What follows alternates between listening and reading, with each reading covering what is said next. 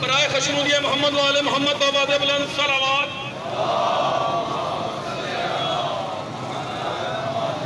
آپ تمام مومنین سے گزارش ہے کہ پیچھے ذرا تشریف لے آئیں تاکہ باقاعدہ ایک ریلی کی شکل بنے. آپ کی مہربانی ہے، مختصر سے ٹائم کے لیے ہمارا یہ احتجاج ہے. آپ کی مہربانی سے پیچھے پیچھے تشریف لے آئیں تاکہ بن سکے. سویڈن میں قرآن پاک کی بے حرمتی کے خلاف پوری ملت اسلامیہ اس وقت سراپا احتجاج ہے. اس وقت ہم وسم پورہ کے علاقہ میں موجود ہیں جہاں پر ملت جعفریہ کی طرف سے اس بھرپور سانحے کے خلاف ایک احتجاجی مظاہرہ ہو رہا ہے، اور اس علاقے کے علماء کرام کی موجودگی میں یہ فقہ جعفریہ کے مومنین کرام اور دیگر مومنین علاقے کے یہاں پر بھرپور احتجاج کر رہے ہیں. آئیے علماء کرام سے اس بارے میں کچھ موقف ہے. قبلہ یہ جو سویڈن میں قرآن پاک کی بے حرمتی کے خلاف ہمارے ایمان کو للکارا گیا ہے، آپ اس کے بارے میں کیا کہنا چاہتے ہیں؟ والذی ارسل رسولہ بالہدی ودین الحق لیظہرہ علی الدین کلہ ولو کرہ المشرکون.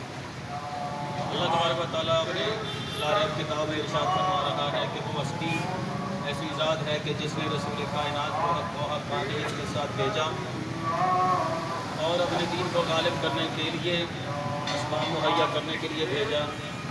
دین اسلام اللہ کی کتاب کی روح سے ہر وقت غالب ہے.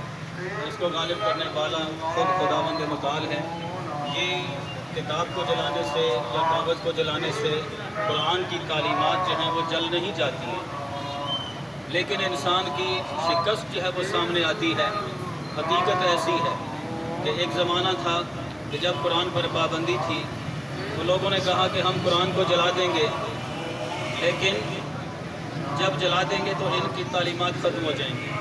تو اس وقت کے بزرگ علماء نے یہ کہا کہ یاد رکھو قرآن ایک ایسی کتاب ہے جو جل کے بھی ختم نہیں ہو سکتی ہے. وہ ہمارے سینوں میں موجود ہیں، وہ ہمارے دلوں میں موجود ہیں. اگر تم جلانا چاہتے ہو تو پھر ہمارے دلوں کو جلاؤ، وہاں سے قرآن کو ختم کرو. ہمارے سینوں کو جلاؤ، وہاں سے قرآن کو ختم کرو، تو پھر آپ کامیاب ہیں. لیکن حقیقت ایسا نہیں ہو سکتا. کیوں؟ اس لیے کہ قرآن پاک ایک ایسی کتاب ہے جو تمام مسلمانوں کے دلوں میں جاگزین ہے.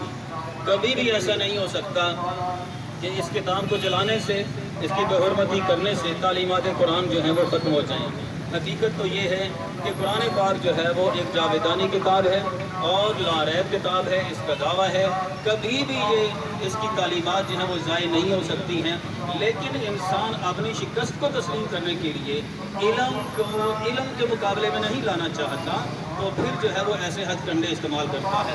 1400 سال میں کفر کو، لباس کفر اوڑھنے والوں کو قرآن کے مقابلے کی کتاب نہ ملی تو یہ کام کیا.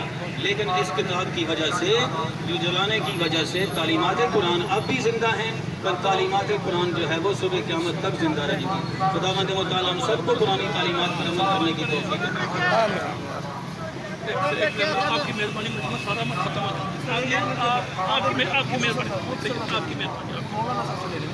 گزارش یہ ہے کہ آج تمام مومنین کو یہ بتانا چاہتے ہیں کہ آج کا یہ احتجاج سویڈن میں جو سرکاری طور پہ ایک جج صاحب کے حکم پر، آرڈر پر پاس کیا گیا، قرآن پاک کو جلانے کی ایک بہت ناپاک سازش کی گئی. اس کے لیے ایک دن متعین کیا گیا کیونکہ وہ عید کا دن تھا. عید کے دن مسجد کے باہر کچھ شر پسندوں نے یہ قانونی حرکت کی اور سرکاری سطح پر اس کی سرپرستی کی گئی. اور جو ہمارے مسلمان جنہوں نے اس پہ بھرپور احتجاج کیا انہیں گرفتار کیا گیا اور ان کے خلاف FIR کاٹی گئی سویڈن میں. تو اس حوالے سے تمام اہل اسلام کو پاکستان کے جتنے بھی ہمارے علماء کرام ہیں ان کی طرف سے آج یوم جمعہ احتجاج ہے ہمارا پورے پاکستان میں. تو میں اسی حوالے سے قبلہ مولانا رضا مسیح صاحب سے گزارش کروں گا کہ وہ آج اس حوالے سے تھوڑا خطاب فرمائیں. أعوذ بالله من الشيطان الرجيم بسم الله الرحمن الرحيم قال رسول الله صلى الله عليه وآله وسلم إني تارك فيكم القرآن كتاب الله وإترتي ما إن تمسكتم بهما لن تضلوا بعدي أبدا. رسول پاک نے فرمایا کہ دو گران بہا چیزیں میں چھوڑے جا رہا ہوں، کتاب اللہ، سب سے پہلے اللہ کی کتاب، و اطرتی اہل بیتی، اور اہل بیت کو میں چھوڑے جا رہا ہوں.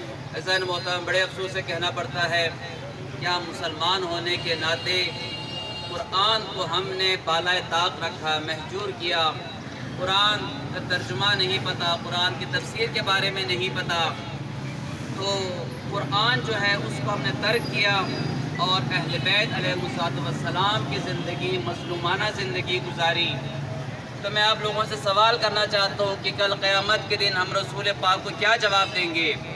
یقیناً آپ ادھر تشریف لانا یہ ایک اہم ہے، یہ ایک ارادہ ہے آپ کا کہ انشاءاللہ ہم قرآن پاک جس کو جلایا گیا ہے، یقینی بات ہے کچھ ہو تو جلایا ہے نا.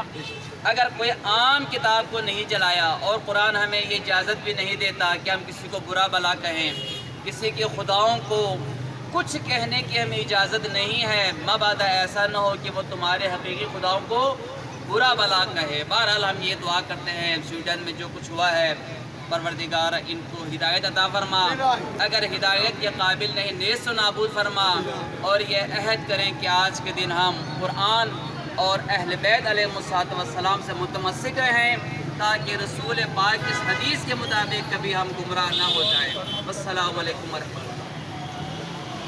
اب میں انتہائی ادب کے ساتھ اپنے قابل احترام خواجہ ناروانی امام بارگاہ کے صدر جناب قبلہ قادم علی قاضی صاحب سے گزارش کروں گا کہ وہ اس موضوع پہ تھوڑی سی روشنی ڈالیں. بسم اللہ الرحمن الرحیم. میں اپنے حکومتی ایوانوں کے ذریعے سے اقوام متحدہ تک یہ بات پہنچانا چاہتا ہوں کہ یہ جو ہر سال میں 6 مہینے میں ایک آدھ واقعہ ایسا پوری دنیا میں رونما ہو جاتا ہے اور اس کے اوپر پورے مسلمان احتجاج کرتے ہیں اور اس کے بعد خاموشی ہو جاتی ہے، یہ ٹھیک نہیں ہے. یہ کبھی نہ کبھی کسی فساد کا باعث بن جائے گا. تو میں یہ اقوام متحدہ کے ذریعے گزارش کرتا ہوں کہ اگر کوئی کردار ادا کر سکتے ہیں، اگر آپ کے کوئی دائرہ اختیار میں ہے تو اس کی ایسی قانون سازی کی جائے کہ یہ ہمیشہ کے لیے یہ عمل ختم ہو جائے. ورنہ میرے خیال سے اقوام متحدہ کو باقی رہنے کا کوئی بھاگ بازی نہیں. ہم تمام مسلمان ملک اس کی مذمت کرتے ہیں اور احتجاج کرتے ہیں اور تقاضا کرتے ہیں اگر آپ کا کوئی دائرہ اختیار ہے تو کردار ادا کریں، ورنہ اس ادارے کو ختم کر دیں. بہت شکریہ.